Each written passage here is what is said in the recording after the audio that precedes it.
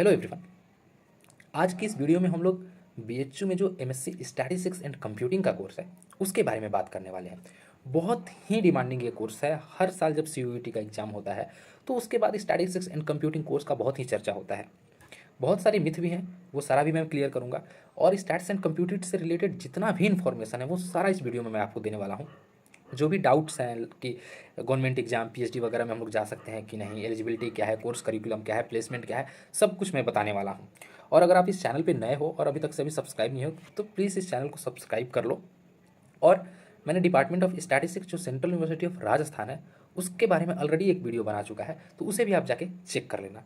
और please subscribe कर लेना चैनल को, क्योंकि चैनल को सब्सक्राइब करोगे तभी मुझे भी मोटिवेशन आता है कि हाँ और भी वीडियोज़ मैं आप लोगों के लिए जो है वो लेके आऊँ। जितना भी मैं वीडियो लेके आता हूँ वो सारा कुछ जो रियलिटी होता है वही मैं लेके आता हूँ। कोई भी अपनी तरफ से या कोई भी गलत इन्फॉर्मेशन मैं नहीं देने की कोशिश करता हूँ आपको। तो एक एक चीज़ करके देखते हैं।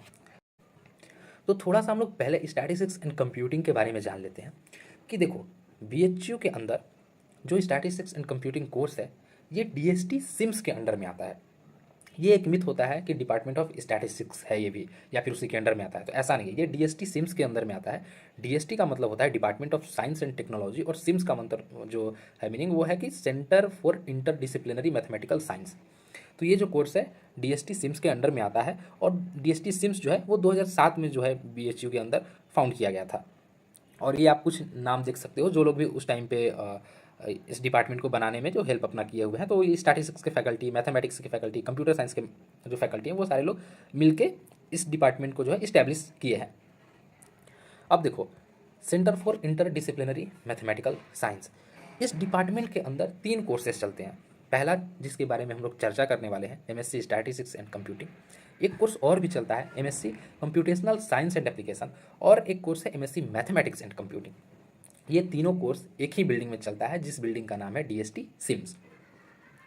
आप जैसे कि देख सकते हो कि ये तीनों सब्जेक्ट क्या है, ये स्टैटिस्टिक्स है, थोड़ा सा उसमें कंप्यूटर का पार्ट दे दिया गया है तो स्टैटिस्टिक्स एंड कंप्यूटिंग बन गया। उसी तरह से कंप्यूटर साइंस पार्ट है, उसमें थोड़ा सा आपको स्टैटिस्टिक्स मैथमेटिक्स पढ़ा दिया जाएगा जिसको कंप्यूटेशनल साइंस एंड एप्लीकेशन बोल देते हैं। उसी तरह से मैथमेटिक्स जो कोर्स है उसी में थोड़ा सा कंप्यूटर के कोर्स ऐड करके इसे मैथमेटिक्स एंड कंप्यूटिंग बना देते हैं। कोर्स करिकुलम भी हम लोग देखेंगे सारा कुछ डिटेल में।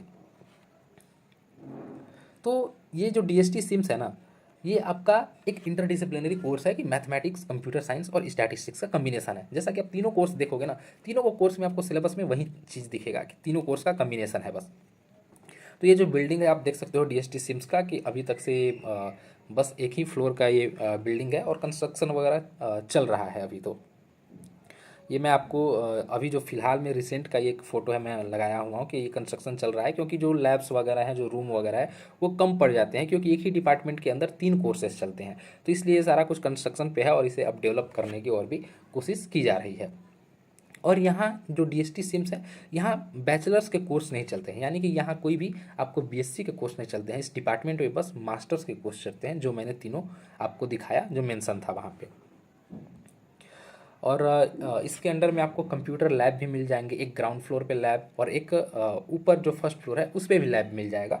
तो जो ग्राउंड फ्लोर वाला जो लैब है कोई अभी तक से, जैसा मैंने बोला कि इन चीज़ों की अभी कमी है, तो अभी कोई सेपरेट लैब नहीं है वहाँ पर कि ये स्टैट्स कंप्यूटिंग का लैब है या कंप्यूटर साइंस का लैब है, ऐसा कुछ नहीं है। लेकिन ऊपर और नीचे दोनों ही लैब है। स्टैट्स कंप्यूटिंग वाले नीचे लैब में जो है वो अपना लैब करते हैं, और जो मैथमेटिक्स वाले हैं वो ऊपर के लैब में अपना जो भी काम है वो सारा कुछ होता है। क्लासेस वगैरह में कभी कभी लैब में लग जाती हैं, क्योंकि जो क्लासरूम्स है उसकी अभी कमी है वहाँ पे। जैसे ये क्लासरूम आप देख सकते हो कि ये एक बहुत ही बड़ा हॉल है। जो क्लासरूम है लगभग इसमें 130 से 140 बच्चे भी बैठ सकते हैं। इसके अलावा भी फर्स्ट फ्लोर पे भी और भी क्लासरूम है, जो कि स्ट्रेंथ जो कि बहुत ज़्यादा है, उसमें भी 150 के आसपास बैठ सकते हैं। उसके अलावा भी एक छोटा भी क्लासरूम है। इन सारे चीज़ के अलावा आपका सेमिनार हॉल, गेस्ट रूम, ये सारा कुछ इसमें मिलेगा। एक छोटा सा आपको लाइब्रेरी भी इस बिल्डिंग के अंदर मिलेगा, जिसमें अगर आपका क्लास करने के लिए गए हैं और क्लास कैंसिल हो गया है या फिर आप पढ़ने के लिए वहाँ पे गए हैं तो उस लाइब्रेरी में भी बैठ के आप अपनी पढ़ाई कर सकते हैं। तो ये सारा कुछ फैसिलिटी आपको डीएसटी सिम्स के बिल्डिंग में मिलने वाला है।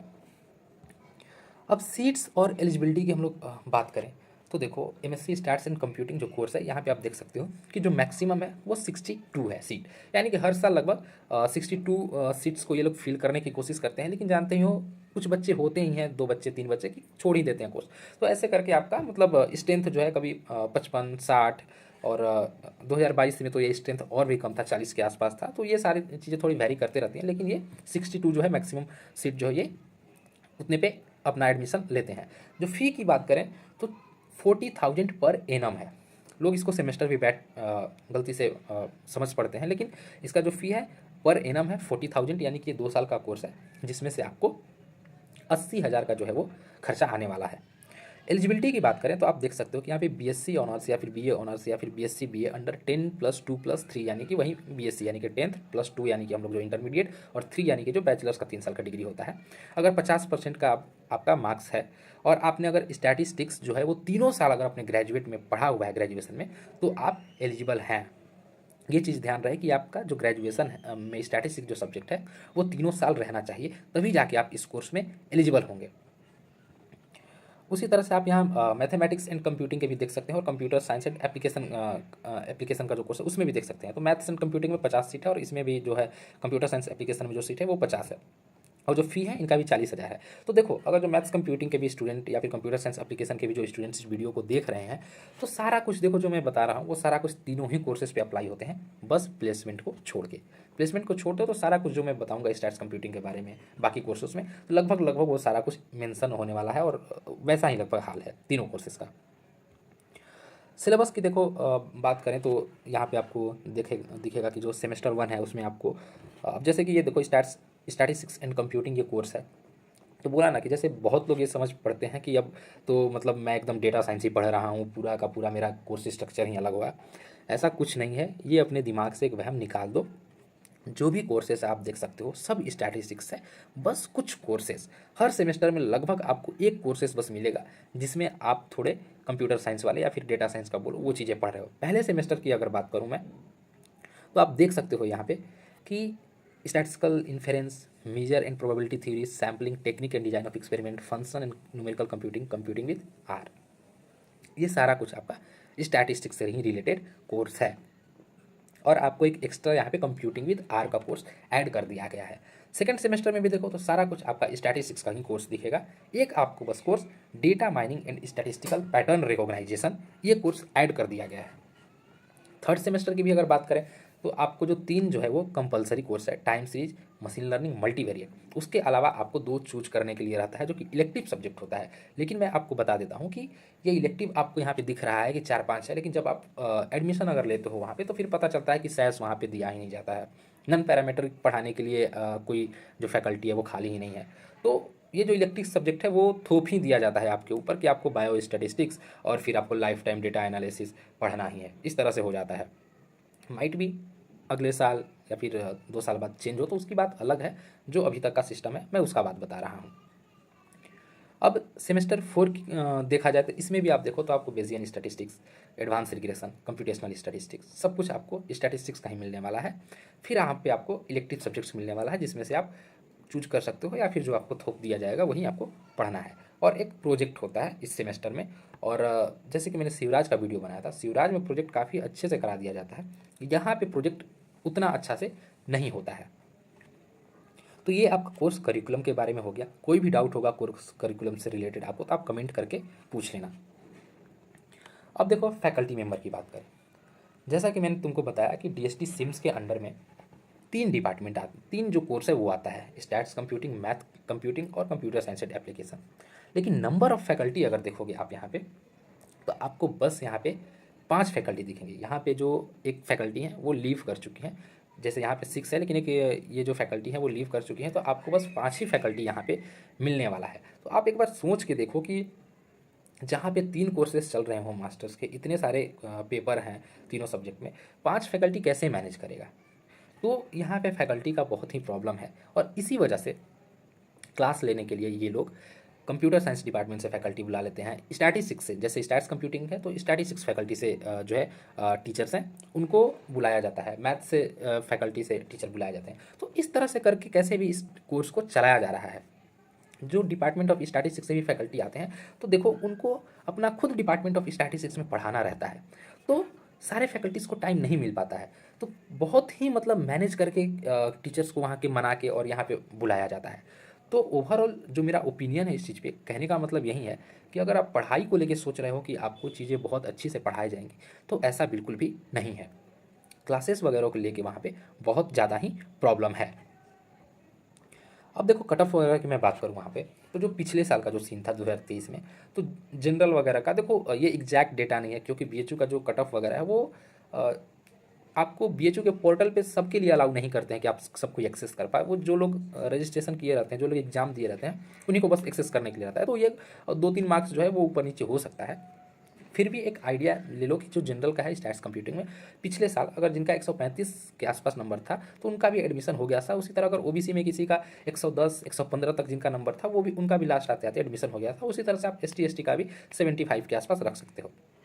इस बार का क्या है, देखो होने को तो अभी क्या होगा इसको एग्जैक्ट कोई भी नहीं बता सकता है, लेकिन जो एक एस्टिमेट है, मेरा मानना है कि अब इस बार तो 300 नंबर का पेपर भी था, तो भी जैसे कि नंबर ऑफ़ स्टूडेंट्स भी इस बार अब तो बढ़ चुके हैं, तो अगर आपका 115 120 नंबर है, तो आपका मैक्सिमम गारंटी, अगर आप जनरल की कैटेगरी में भी हो तो आपको स्टैट्स कंप्यूटिंग में एडमिशन मिल ही जाएगा।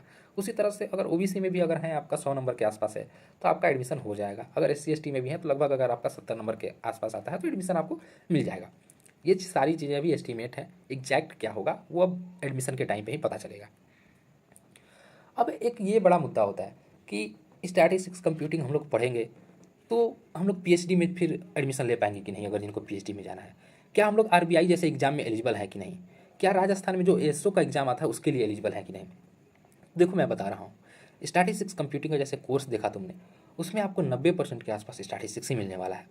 और पीएचडी के लिए तो आप 100% एलिजिबल हो, कहीं भी जाओगे। हालांकि जो बीएचयू में जो डीएसटी के फैकल्टी है वही खुद बताते हैं कि अगर आप बीएचयू में डिपार्टमेंट ऑफ स्टैटिस्टिक्स के अंडर में जो फैकल्टी हैं उनके यहाँ पीएचडी के लिए जाओगे तो थोड़ा सा आपको डिस्क्रिमिनेशन देखने को मिलेगा।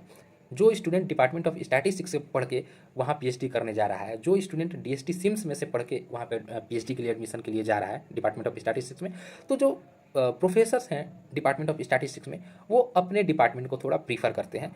उनके माइंडसेट में थोड़ा सा ये रहता है कि जो डीएसटी का बच्चा है वो स्टैटिस्टिक्स बहुत अच्छे से नहीं पढ़ा है।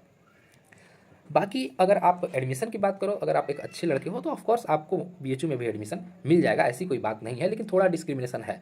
लेकिन अगर आप किसी आईआईटी में भी जाते हो, कहीं भी जाते हो, तो आपका ये कोर्स जो है वो वैलिड है पीएचडी एडमिशन के लिए।